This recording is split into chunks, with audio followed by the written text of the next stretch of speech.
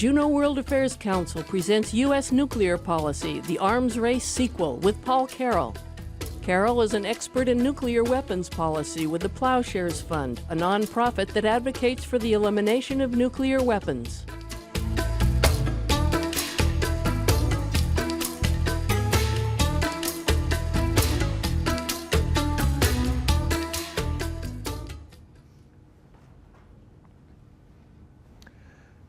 Well, thank you very much for the kind invitation and for your participation in tonight's discussion. I really do want to try to make it as much of a discussion as possible, but you do have to bear with me because I am planning to cover a fair amount in a relatively brief time, given how complicated some of these issues are. I grew up in Pennsylvania, and I'm very aware that it's February 2nd, and I thought, Nuclear Groundhog Day, what could be more appropriate when in fact a lot of the things that we are seeing in the works these days are, we've seen this movie before. What I plan to talk to you about tonight and what I would like to have questions and discussion about are three main themes. The first is our own US nuclear weapons policy. What actually is our policy today? What are the plans for the future? And then the second thing is to talk a bit about the Iran nuclear deal. This has been probably the most prominent thing in the nuclear weapons arena over the past year or so. And it came to a head last summer. An agreement was reached. It's now in force. And so what does this mean exactly? Should we feel good about this? Should we not feel good about this? And then finally, North Korea. This also was in the news recently. They tested a weapon just about a month ago. And what does that mean? Are they actually a nuclear power? Should we be worried? When I do media interviews, I get these questions, how worried should we be? Which I think is a completely ridiculous question, but I can try to answer sort of the threat versus the noise from North Korea. So without further ado, bear with me. I'm not a big fan of PowerPoint, but it's excellent sort of for cues, and I really think people by and large are visual when it comes to learning. So I tried to not have too many words on the page, but the first two pages are going to belie that. So let's start with US nuclear weapons policy. This is President Obama's a quote from his speech in Prague in the Czech Republic soon after he was inaugurated in his first term. The Cold War had disappeared, but thousands of these weapons have not. In a strange turn of history, the threat of global nuclear war has gone down, but the risk of a nuclear attack has gone up. And what he meant by that was a couple of things. Non-state actors, terrorist groups, made it clear that they were interested in getting their hands on nuclear weapons, or at least the materials to make their own. And also, as we learned more and more, there were misunderstandings and near misses during the Cold War that made the existence of these weapons a threat in and of themselves. So what did he say? In the very next paragraph, I state clearly and with conviction that America's commitment to seek the peace and security of a world without nuclear weapons. So I'm going to talk a little bit about how's that going? How's that going for you? So fast forward about 7 years. Over the next 30 years, the United States plans to spend about $1 trillion, with a T, $1 trillion, maintaining our current arsenal and buying new replacement systems to deliver these weapons and upgrading existing bombs and warheads. The Department of Defense, just in the years between 2024 and 2029, planned to buy about 70 new long-range bombers, 5 new strategic submarines. The average procurement expenditures during that period are comparable to those during the Reagan administration buildup. So the Prague speech, and then you have today, what we're actually planning to do. I'll leave some of my sort of comments and I guess perspectives on that for a few minutes later. So let me talk a little bit about the actual facts on the ground. What is it we are actually planning to buy? What are the projected costs? So as you may or may not know, we have what is called a nuclear triad. The triad was something born out of the Cold War and the early strategy of nuclear deterrence. And it basically said, well, if one way to deliver nuclear weapons is good, 2 must be better, and 3 must be awesome, right? So we're going to develop weapons platforms on bombers, on aircraft, on land-based missiles, and on submarines. And we have done so, and that is the platform that we have had for decades. So one leg of the triad, the bomber leg, currently we have B-52s. These are old school. I mean, these begun being produced in the 60s. And in fact, the last one was delivered into service in 1962. So the pilots flying these things today in their mid-20s, early 30s, these are twice their age, if not more. I just find that really interesting. Now, I'm a private pilot, so I also know that airplanes are thoroughly inspected routinely, and they're, just because it's an old airframe doesn't mean it's unsafe, necessarily. The B-52s cost roughly $70 million per plane in today's dollars. We also have 20 B-2 stealth bombers. These are much more current. They're much more high-tech. These cost about $3 billion per plane. These were sort of instrumental during the invasion of Iraq, and so on. So what are we planning to do next? What's sort of the Groundhog Day part of this? What's the do-over? The do-over is what's called the B3, or the acronym, of course. I lived and worked in Washington. Many of you probably did. This is the way our government works in acronyms. The LRSB, the Long Range Strike Bomber, follow-on. The plan is to buy somewhere between 80 and 100 aircraft, somewhere between $55 to $100 billion. Now, I don't know how many of you are accountants, but I know it's tax season. If you wrote to the IRS and you said, well, my income was somewhere between $50,000 and $100,000, that's not going to do it, right? They want to know exactly. So one comment, one sort of editorial I have here is, these are huge numbers, and we really don't know how much these things are going to cost. But even the low end is pretty staggering. So we're talking about roughly $640 million to $1 billion per plane.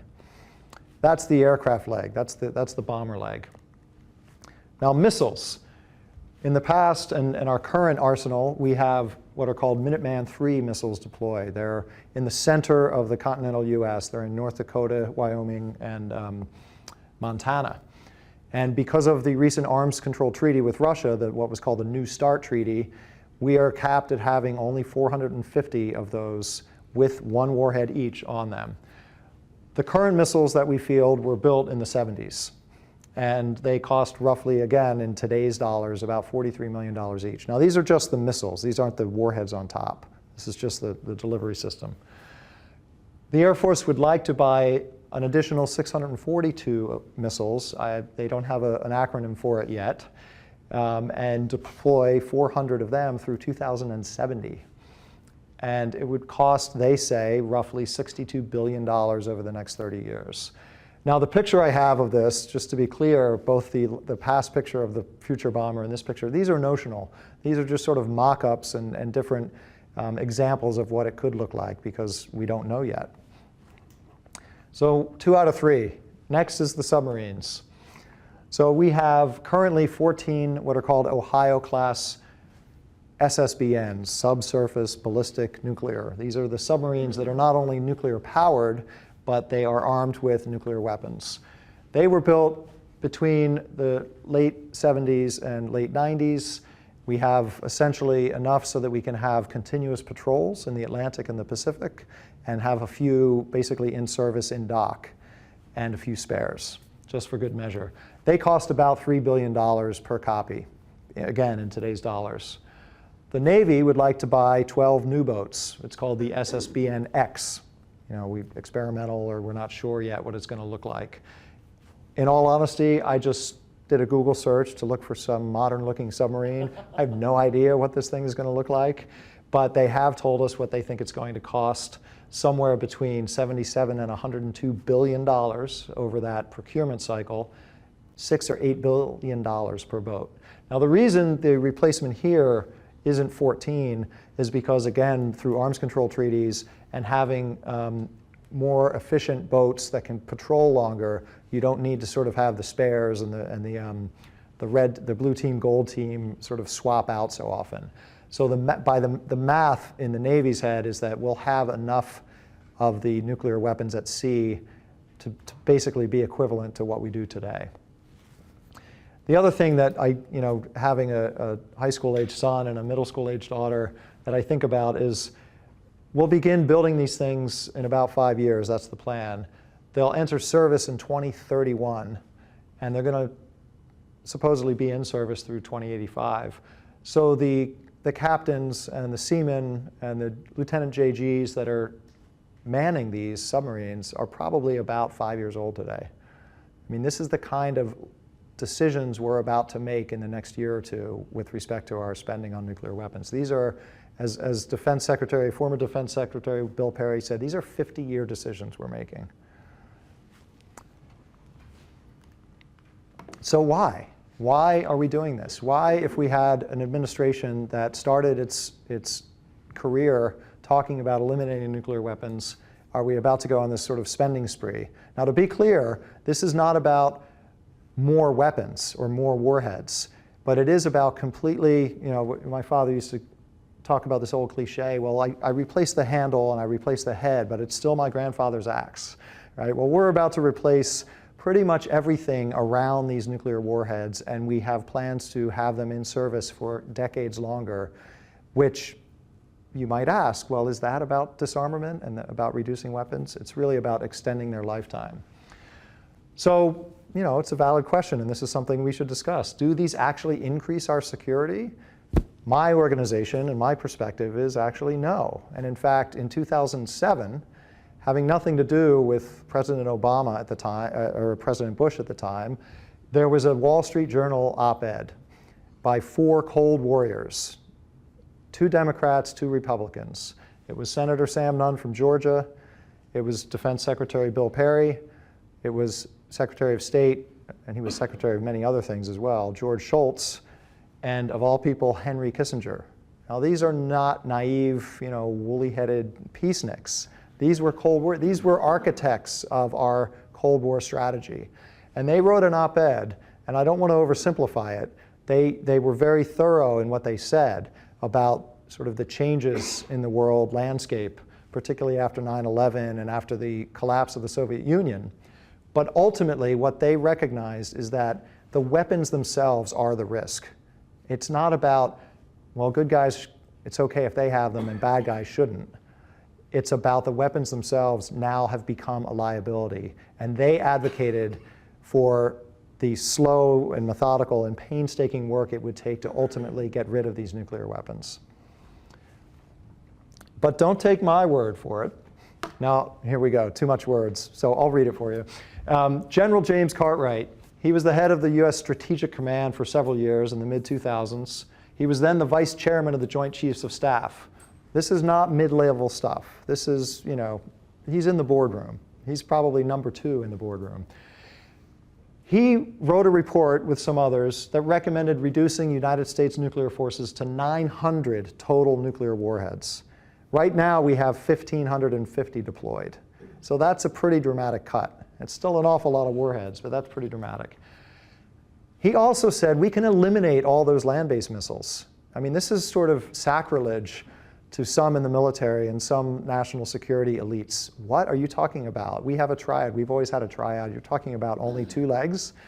But he believes that they are not needed, and in fact, they're destabilizing.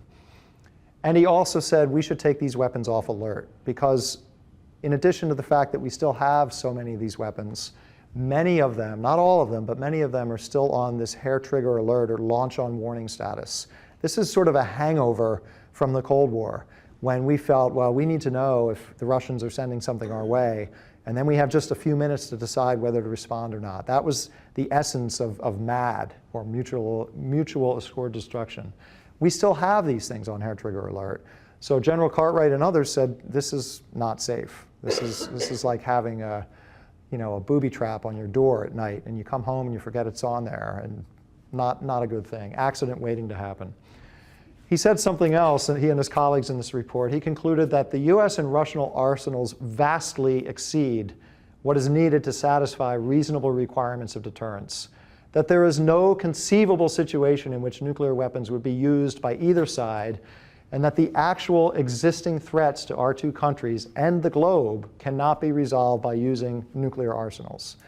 So one way to think about this is even further validation of that op-ed by the Four Horsemen. That's how the Nunn, Shultz, Perry, Kissinger article is sort of referred to in my world. We call them the Four Horsemen. but the connotation is supposed to be positive. Cartwright isn't the only one. I mean, there is a long list of former military leaders that had nuclear authority, secretaries of defense and state that have similar views. And I think this final sentence is really pivotal, because when you think about what I believe and what many believe are real threats to US security, terrorism, ISIS, Al-Qaeda, cyber attacks, biological, either natural or man-made pathogens, what possible utility is a nuclear weapon going to have?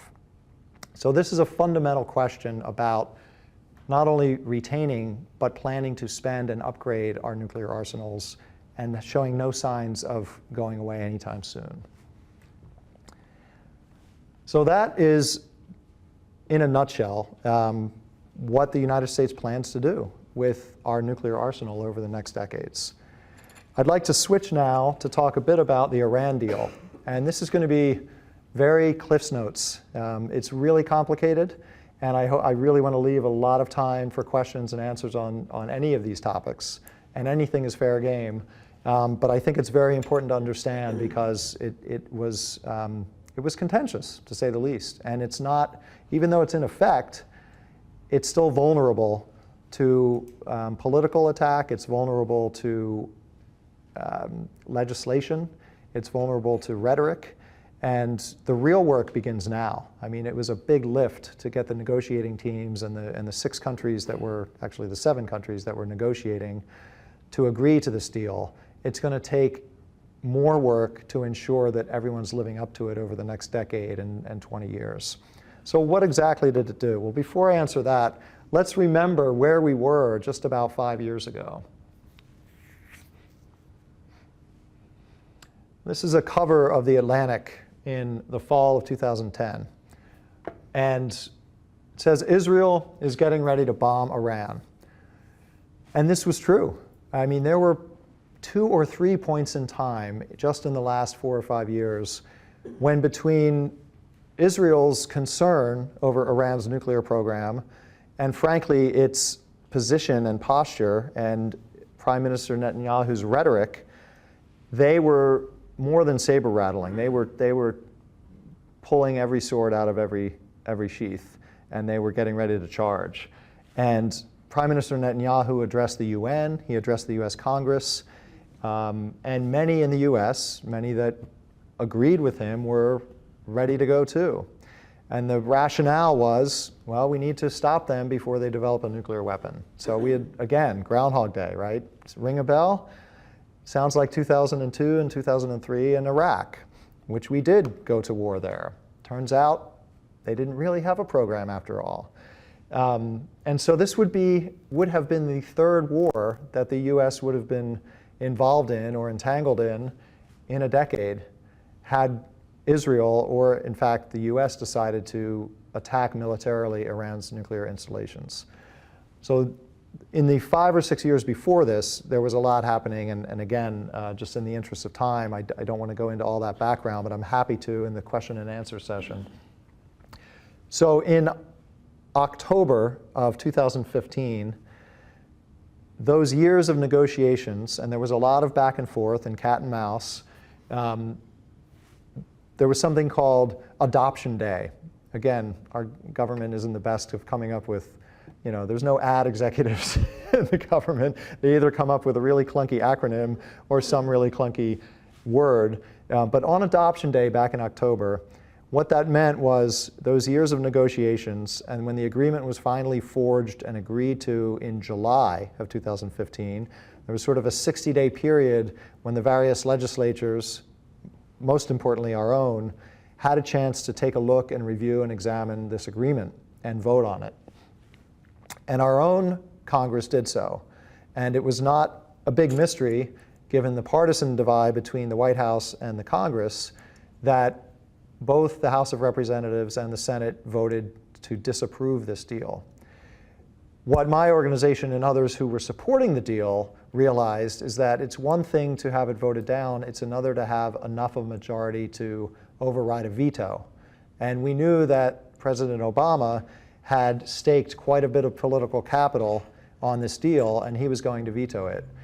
So at this point, we were investing in organizations and we were supporting efforts to explain the deal to the public, to advocate for its benefits, to persuade those who were in Congress, if they didn't vote to disapprove it, at least not vote to override the veto. And it was pretty close.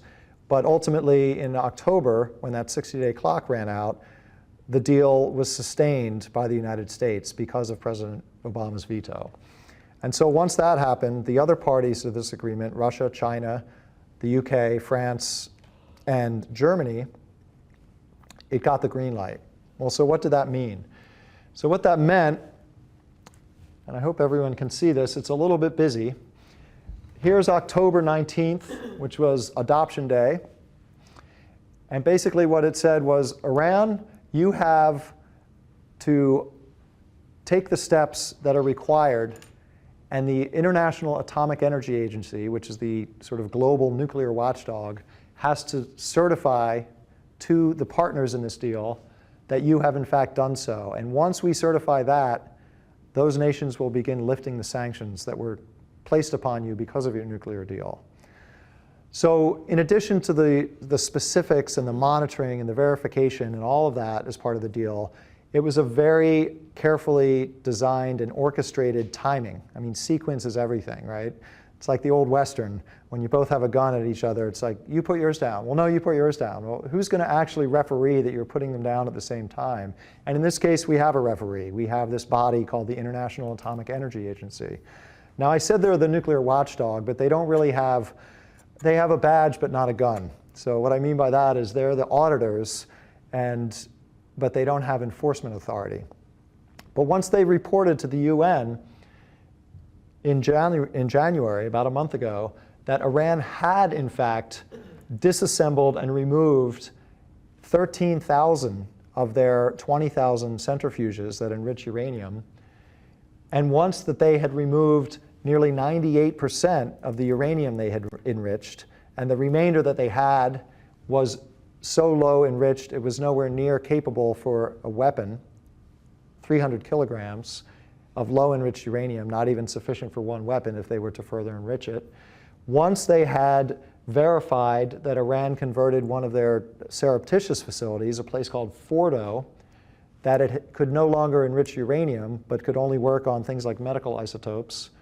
And once the IAEA had verified that Iran had disabled a reactor that was capable of producing plutonium, which they did. They not only disabled it, they were required to pour concrete in its core.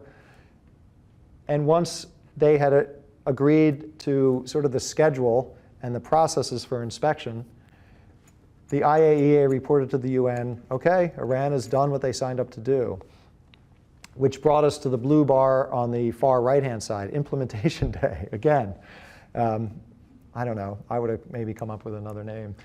This was on January 16th. This was over the Martin Luther King holiday weekend. So you can be forgiven for missing it because you might have been on vacation or not necessarily paying attention to the news. But middle of January is when the other nations were required to therefore begin to lift their sanctions. And we have begun doing so. And in fact, you may have seen stories about Iranians very quickly going to the EU, visiting China, visiting Russia to begin to broker deals. In fact, I think they brokered an initial deal with Airbus to purchase 20 or 30 airliners, maybe more. I mean, on the one hand, this reopens the door to them for a lot of non-military industrial needs that they've been going wanting. On the other hand, it also, I think, is testament to how much pain they were under because of the sanctions. So this is what they had to do to get the sanctions to begin to be lifted, which is where we are right now. But what I said a little earlier is the heavy lifting begins now. There is a time frame on all of the conditions under this deal. And again, it's a little bit wordy, but I'll try to summarize.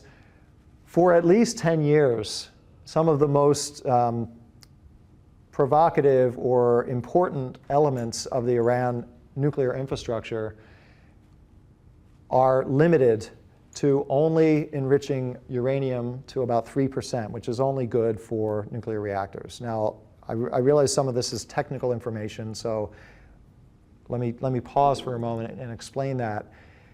Uranium is an ore like gold or silver or anything else. It occurs naturally in the earth. But you need a specific kind of uranium, a specific isotope to make a bomb. And that isotope, uranium-235, is very rare.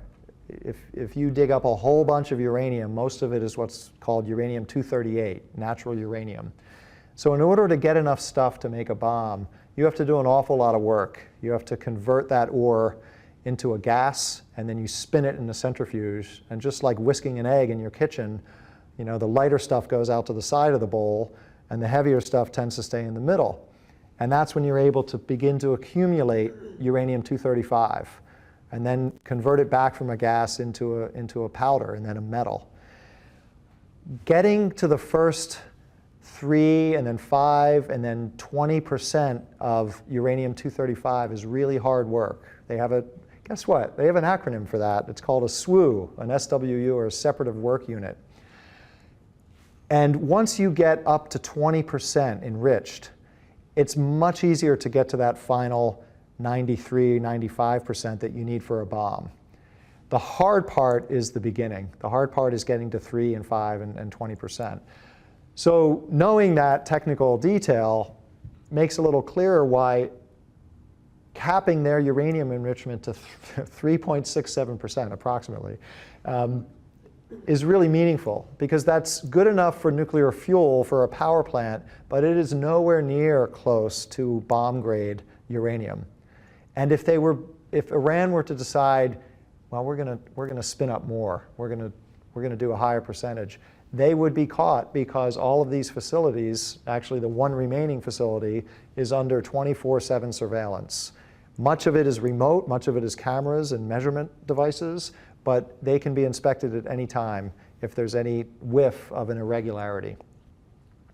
This Fordo facility was one that they were sort of thrown under the bus about. A dissident group had a press conference and basically announced to the world, hey, Iran actually has another uranium enrichment site, and lo and behold, they did. This is part of the whole reason that they were violating their obligations under the Non-Proliferation Treaty. At Fordo, all of those centrifuges had to be removed.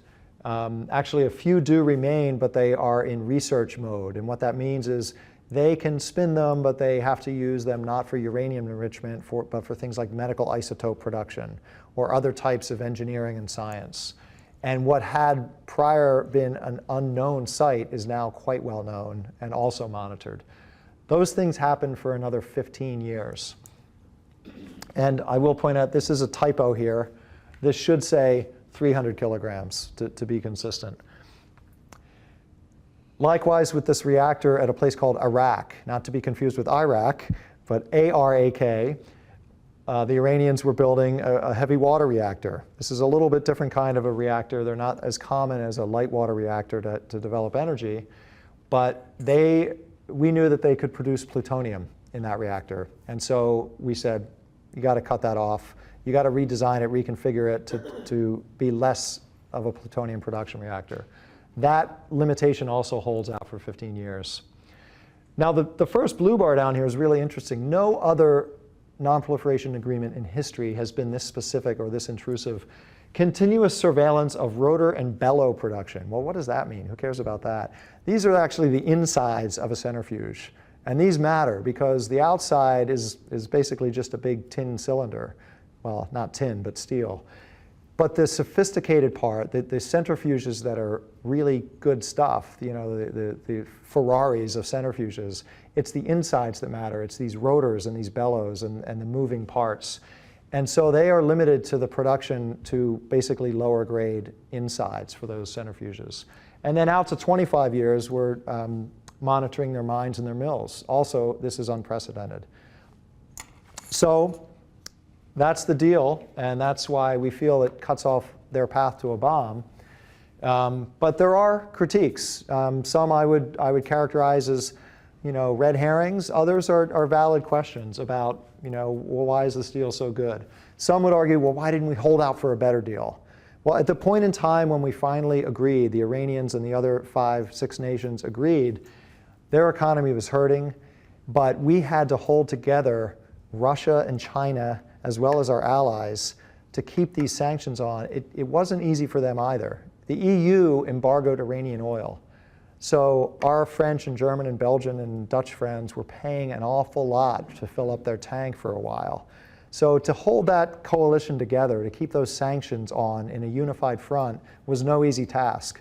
And so we couldn't be sure how long we had on our side of the table to hold that together. So this idea of we could get a better deal, I think, is a myth. It's incredibly intrusive, incredibly comprehensive deal. It's hard for me to imagine what you would add to this to make it better. What happens after 10 or 15 years? Can't they just, the next Tuesday after that, build a bomb? Well, no. But this deal is not permanent. Nothing really is ever permanent. And it's fair to say, I think, that it just puts time on the clock. And it does do that. But I would say two things. The idea was to extend the time that we had as an international community to respond if Iran did cheat. It wasn't to permanently keep them sort of under our heel.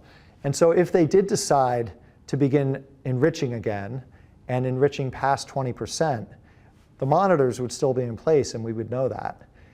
We would have a year at least to respond. When Netanyahu called for striking Iran, the best estimates were they were about a month away from having a bomb if they wanted to do it. So extending that time frame to a full year, a decade or so out in the future, basically gives us time to see what else might be possible. And keep in mind, there's still parties to the Non-Proliferation Treaty. That doesn't ever go away. The other critique is it gives them too much money. What are you doing? You're giving them billions of dollars and they're going to fund terrorism. I'll actually tie these last two together. Well, yes, it does, but we're not giving them things they didn't already have. We're only releasing the funds and the access to markets that they already had as part of the international community. The US sanctions, for example, there was $100 billion that we froze in their assets. That's going back to them. But guess what? They owe China $50 billion for infrastructure projects that they've already built. They owe others tens of billions of dollars. Is it possible that some of that money will find its way to the Republican Guard? Yes, it is possible. If I were President Rouhani, the president of Iran, who ran on a platform to restore the economy of Iran, I'm not only hopeful, but fairly confident that he's not going to immediately grab all that money and start funding Hezbollah and Hamas. Now again, I'm not being Pollyannish about this. It doesn't mean that they won't somehow, some funds possibly find its way into terrorist hands or into extremist hands. But at the end of the day, this is a negotiation, this is a compromise, and we can't track every single one of those dollars. And then finally, what about the other bad stuff Iran does? These aren't good guys, and this deal is not about trusting Iran. You don't negotiate with people you trust. You negotiate with people you don't trust to have these kinds of monitors and mechanisms in place. And so it's important to remember that this nuclear deal was just that, a nuclear deal. This wasn't about having Iran come in out of the cold and be a good boy and be suddenly, teacher's pet. This was about one of the most challenging threats that they posed and making sure they couldn't pose it. Now, let's talk about the next bad boy, North Korea. So I've been to North Korea twice. This is my third trip to Alaska, so I want to try to keep that ratio going. I have to say, the second time I went there, it was much colder than Alaska, although this is the first time I've been here in the winter. What to say about North Korea? North Korea is, even more so than Iran, it's a tyranny, it's a dictatorship. In fact, it's not only a monarchy, but a dynasty. This is the third generation of the Kim family leadership since North Korea was founded in 1945. And they have a nuclear program, no doubt about it. Iran, we actually weren't sure. They had a nuclear program. They didn't necessarily have a nuclear weapons program. North Korea, in some ways, is a similar story. They were heavily sanctioned. They had a small research reactor that they were able to produce plutonium from. We were never quite sure what they were really after. And like Iran, like Iraq, in 2002, when President Bush, at that time, labeled them as a charter member of the Axis of Evil, they took notice. A year later, we invaded Iraq. They took notice. That same year, our State Department interlocutors with North Korea confronted them in what I would say was sort of a ham-handed, inelegant way. These are supposed to be our diplomats. And it was sort of like, two bullies on the court, and we accused them of something. We accused them of having a secret uranium enrichment program. Now, that turned out to be correct. But the bluster and the divisiveness with which that whole episode took place led the North to tear up the Non-Proliferation Treaty, and they basically raced toward getting a bomb. My first trip there was in 2006. I'm a little bit embarrassed by this, but a few months later, they tested their first nuclear weapon. My second trip there was in 2009. A few months later, they tested their second nuclear weapon. So I've stayed away for a while. But the way I would, I guess, characterize the North Korean program is it's clear they are not done yet. They just had their fourth nuclear test. They claim it was a hydrogen bomb, a modern nuclear bomb. I'm not convinced. Very few people are. They often talk about, if they say 10, the reality is 2 or 3. But that 2 or 3 is important because it's not a non-existent risk. I said something to one of my colleagues earlier. It's like the opposite of the boy who cried wolf. There is a wolf there, and our policy over the last several years has been to sort of ignore the wolf, and I think that's a problem. We need to actually get re-engaged with North Korea. So the nuclear test site is shown in this map. What I want to do is quickly go through. I hate charts and graphs, but this was the first and quickest one I could find. Even though they are one of the most heavily sanctioned countries, they have no care for their population. Right? This is a terrible dynasty, and they could care less about their 22 million people. What they care about is survival. And so they will spend and cheat and steal and get whatever they can to increase their military and their nuclear program. And so this is an assessment based on what we know about their uranium enrichment capability, what we know about their possible plutonium production. These are the 2 ingredients for nuclear bombs. And I didn't want to bore you with 3 charts, so I thought I'd just bore you with one. The medium range projections, if nothing is done to restrain North Korea, is that by 2020, they could have as many as 50 actual weapons and the nuclear materials to build as many as 69. Now today, we think they have somewhere around a dozen. So that's a pretty rapid pace. And this is based on, again, no intervention. Even under these extremely strong sanctions, they could produce that much plutonium and uranium. And keep in mind, they have tested now 4 times. They don't do it every year. They don't do it every 6 months. It's sort of a one-at-a-time approach. But each time they learn something. Each time they get a little bit better at it. Their last rocket test or missile test, they actually did succeed in getting a satellite in orbit for about 1 orbit. But the last time they tried, the thing blew up. So maybe that's why it's easier to sort of ignore, is because they're not crackerjack at this, but they are not stopping either. Again, I apologize. This is not my own chart. This is the good work of a gentleman named Joel Witt. He has a website called 38north.org. Joel was a State Department negotiator back during the Clinton administration, and so he's paid a lot of attention to this. And this is a little bit, this sort of marries the bomb production possibilities with their missile sophistication. And again, I just want to show that the sort of baseline is the green, and there's a low end, a medium end, and a high end. So let's just pick the medium end. Again, without any restraint or intervention, they could have as many as 500 short-range ballistic missiles. Well, that can't reach us, but it sure as heck can reach Japan and South Korea. And they're strong allies of ours, and they're very vibrant economies, and they're not friends of the North.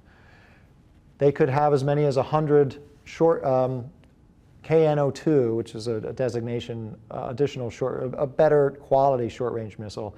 They could have 200 Nodong medium range. Now, medium range, now you're getting places. Right now, you could get as far as perhaps Guam and elsewhere in the region. Taiwan, China. But in addition to that, you're developing perhaps more sophisticated nuclear weapons. So North Korea is absolutely a threat. They're absolutely a risk. It's just that it's sort of like the frog in the pot that's boiling. You don't notice it because it's on sort of a slow boil. Maybe that's a bad analogy, but that's what came to mind. I know I'm very aware that I'm in Alaska, and often when they do a missile test, you get, first of all, hysterical reaction. Oh my God, they're crazy. They're going to kill us. And the other thing I would say about North Korea is I don't think they're crazy. They're not suicidal. At the end of the day, the Kim regime, certainly they're provocative. They go up to the edge. Sometimes they put their toe over it. I mean, they killed South Korean sailors on a Chevette, a Corvette boat about 5 years ago. Chevette, where'd that come from? Chevy.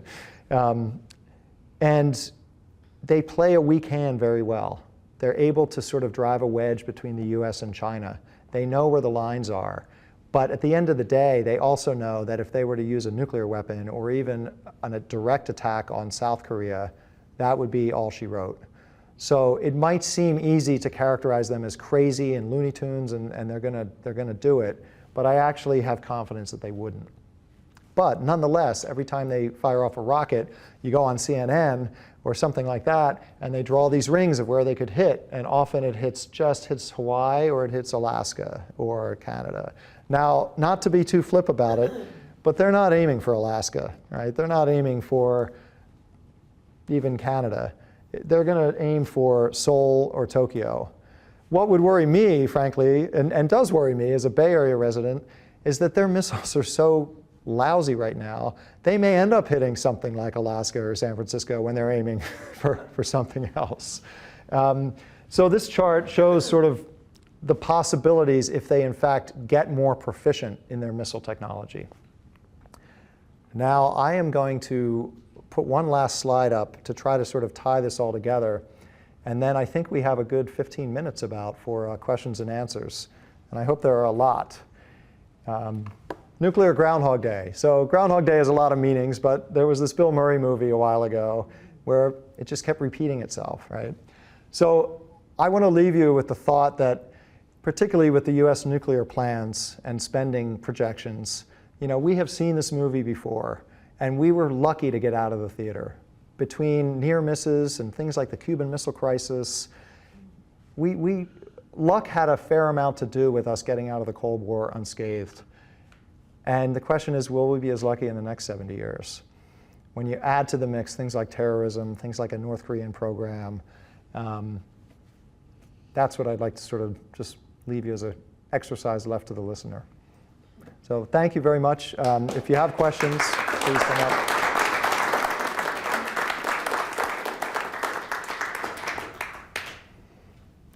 Yes, can you please come to the microphone? Because this call may be recorded for quality assurance purposes. My name is Jerry Smetzer. I've been reading about the F-35, the fighter aircraft, state-of-the-art, cost $1 trillion in development is one of the news reports. It's been going on for 10 years. They still don't really have a flyable aircraft yet. Right. I'm wondering if that has, in listening to your discussion of the costs of these new systems, if people will raise that F-35 as an example of why we shouldn't be just launching into yet another Defense Department, system development. I was wondering if you have any thoughts on that. Yeah, absolutely. It's a really good point. The F-35, the Joint Strike Fighter, it's absolutely related, not just because of the cost, but because it had potentially a nuclear role. It would have been based, one of the things it may have been, is based in Europe as a NATO aircraft, and NATO still hosts nuclear weapons. But more to the point about the cost, I'm a cyclist, right? And you have road racing bikes and you have mountain bikes, and then you have these things called hybrids. And hybrids have come a long way, but when they first got developed, they were sort of the worst of both worlds. And I think of the F-35 as a good example of that. It was supposed to be all things to all people, the Navy, the Air Force, and it ended up becoming hostage to bureaucratic politics, the contractors. The military wanted to have it do different and better and more things, and it is now the poster child for what not to do. You might remember the days of the $600 toilet seat and things like that. This is a full weapons system emblematic of that. My own organization, we support groups that are nonpartisan, that do taxpayer sort of advocacy and government program advocacy and management, and both of them are jumping all over this F-35 program. Now, not only is it under-delivering and over-promising and costing, the last I checked, I don't know, it might have been 10 or 20 times what it was supposed to cost. But it's in an environment where even though the economy has gotten better, we're still not out of the woods yet with respect to the financial collapse in 2009 and 10 and 11. And there still is this thing called the Budget Control Act, which is supposed to cap defense spending. And the Defense Department, which has a lot of excellent people in it, but when you get, it's not a monolith, right? You have the services, you have the Air Force, you have the Navy, you have the Army. The Navy and the Air Force, with respect to these nuclear weapons programs, are trying sort of budgetary tricks. The Navy wants to buy these submarines, right? So they're calling it a strategic investment. This is not a Navy program. This is a special fund. It should be over here. It should be off our books so that they can buy other things like aircraft carriers and destroyers. And so there's a lot of this sort of accounting trickery happening. So I hope that answers your question. I think it's an excellent point. The F-35 is probably an example of things to come with respect to these other very sophisticated weapon systems. And I think its future is still very much in doubt. I think, like the B-2, when we were supposed to buy 100 and we ended up buying 20, I'm not sure what the order is now for F-35s, but I imagine it's probably going to be some fraction of what we actually planned. So thank you. Yes? So the other day, the Union of Concerned Scientists sent out a broadside email to those of us on the mailing list saying, boy, we really need to get nuclear weapons on the agenda for this election campaign, and asking us all to write letters to the editor of our local newspaper. Right. Do you think that would help? Is there any hope of getting this subject covered in the current political climate? I think there is hope. I think it's also a little bit of a minefield, but we need to go into that minefield. And let me explain what I mean by that. Thanks for the question. The Union of Concerned Scientists has been around for a long time. In full disclosure, it is an organization that the Ploughshares Fund supports, so I want to make that clear. We support a very specific element of it. They have a nuclear weapons sort of analyst and program. They call it their global security program. There are already organizations and activists, frankly, out there on the campaign trail in both parties, sort of bird-dogging candidates and asking them questions to get it on the radar. And I honestly don't know to what extent it was part of the conversation in Iowa yesterday, but I have seen a number of reports and emails like you did from young folks, old folks that are like, hey, I live in New Hampshire. I'll go to Concord and I'll ask, Mr. Trump or Mr. Cruz or Miss Clinton or Miss Sanders, like, what do you think about the plans to spend this much money on nuclear weapons? Sort of just a straight down the middle question. And that's the beginning. Other approaches that organizations or individuals might take, like you said, is writing a letter to the editor and expressing your either interest or concern. The other way to go about it is actually paid media. You can actually buy an ad and ask a question, or maybe put something like that up that just sort of provokes a reaction or a discussion. I am hopeful this will stay on the radar. I have a very strong prediction about a division between the parties about where they may end up on this thing. Certainly, with respect to the Iran deal, regardless of the election season that we're in, but Congress is going to create mischief. The congressional hawks and the congressional numbers tell me that they're going to continue to try to undermine the Iran deal. It's the Obamacare of foreign policy. They hate it. And by they, I don't mean the entire Republican Party or candidates or elected officials, but the neoconservative elements and the most hawkish elements hate it, and they're going to try to unravel it. Yeah. Yes? Thanks. To what extent will China be a help or a hurt in terms of North Korea? Great question. This comes up all the time, and this is part of the reason that this problem is so difficult, because unlike with the Iran deal, when the 6 parties, again, Russia, China, the UK, France, Germany, and the US, even in that case with Russia and China, they didn't want a nuclear Iran. They understood that it was not in their interest to have a nuclear-armed Iran. It's a little bit different with China and North Korea. There have been times over the last 20 years when Seoul and Tokyo and Beijing and Washington and even Moscow were on the same page with respect to North Korea. They were fleeting. They might have lasted 6 months or sometimes 18 months. But at those times when we were all sort of sufficiently frustrated with North Korea's behavior and approached them in a unified front, they actually dialed it down. There were long periods when they didn't test weapons or missiles. And the fundamental problem is the United States' singular concern with North Korea is the nuclear program. That's not China's #1 concern. Their #1 concern is they look at North Korea and they worry that if it collapses, they're staring down 22 million refugees coming over their border. And so China, to put it simply, they love stability. They love predictability.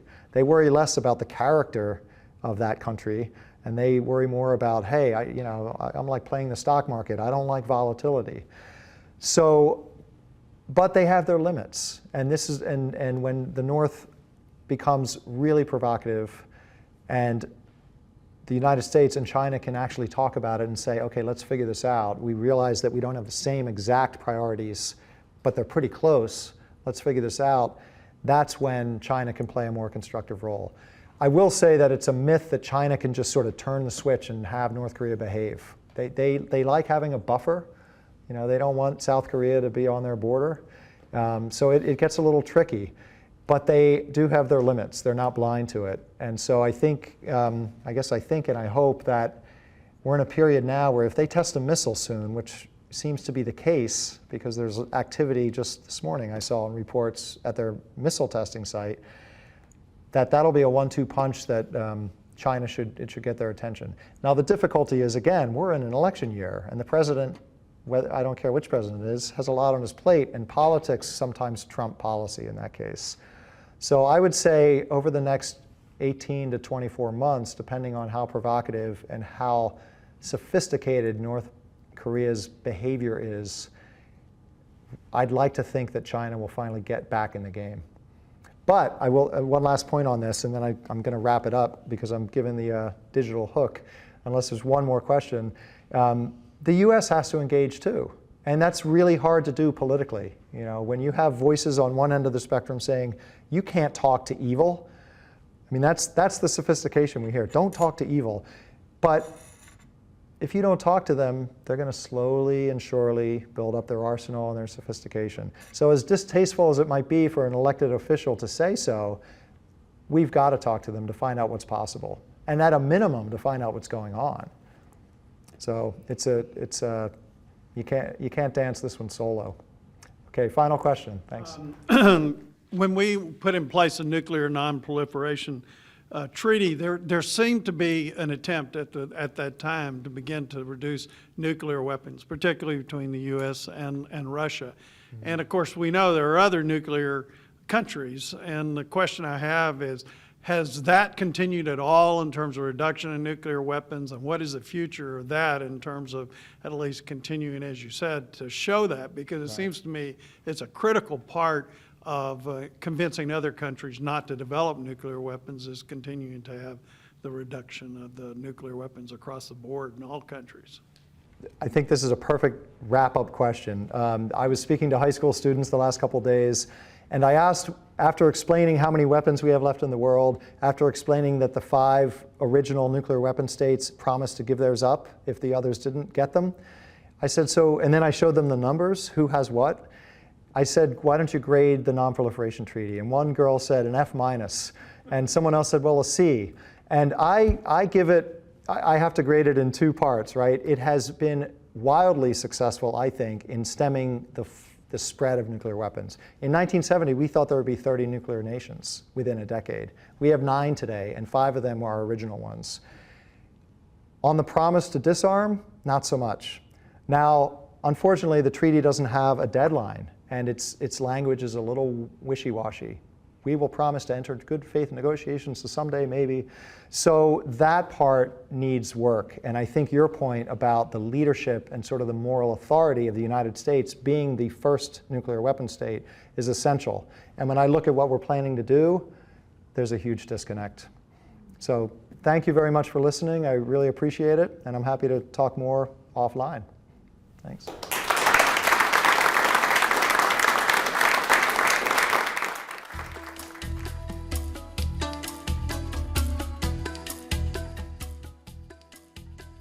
That was Paul Carroll in this Juneau World Affairs Council presentation, produced in collaboration with 360 North. It was recorded February 2nd, 2016 at 360 in Juneau, with support from Alaska Power and Telephone, Alaska Electric Light and Power Company, Core Alaska Incorporated, GCI, Hecla Greens Creek Mining Company, Haight and Associates, the Prospector Hotel, Sea Alaska, and Wastman and Associates Incorporated.